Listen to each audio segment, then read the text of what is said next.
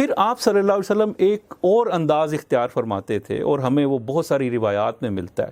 آج بھی جو بڑے اسکالرز ہیں یا جو گفتگو کے فن پر جن لوگوں نے کام کیا ہے، کمیونیکیشن پر، تو وہ یہ کہتے ہیں کہ اگر آپ کویسچن آنسر نہیں کرتے، اگر آپ درمیان میں جو آپ کے آڈینس ہیں، یعنی جیسے کلاس روم میں آپ کے لیے بچے ہیں، اگر آپ ان سے سوال جواب نہیں کرتے تو آپ کا لیکچر بورنگ ہونا شروع ہو جاتا ہے۔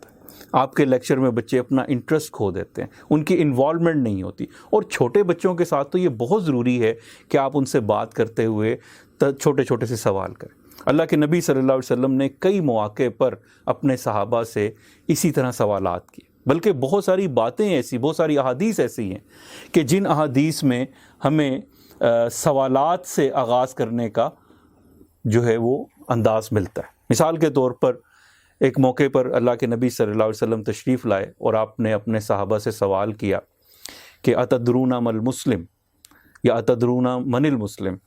تو صحابہ نے فرمایا کہ اللہ کے نبی اور اللہ تبارک و تعالیٰ خود وہ زیادہ بہتر جانتے ہیں اس بات کو۔ یہ ایک انداز تھا ادب کا۔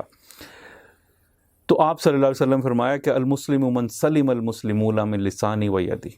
یہ حدیث آپ نے سنی ہوئی ہے کہ مسلمان وہ ہے کہ جس کے ہاتھ اور زبان سے دوسرے مسلمان محفوظ رہیں۔ اس کے بعد آپ صلی اللہ علیہ وسلم نے پھر سوال کیا، آپ نے پوچھا کہ اتدرون ما المؤمن، کہ مسلمان تو ہو گیا لیکن کیا بتا سکتے ہو کہ مومن کیا ہوتا ہے؟ تو صحابہ نے پھر وہی بات عرض کی کہ اللہ اور اللہ کے رسول بہتر جانتے۔ آپ صلی اللہ علیہ وسلم نے فرمایا کہ مومن وہ ہے جس کے حوالے سے جو دیگر اہل ایمان ہیں وہ اپنی جانوں کے معاملے میں اور اپنے مالوں کے معاملے میں محفوظ رہیں۔ تو یہ آپ دیکھیں کہ سوال جواب ہو رہے ہیں، اور سوال جواب کے ذریعے سے لیکچر کو افیکٹو بنایا جا سکتا ہے۔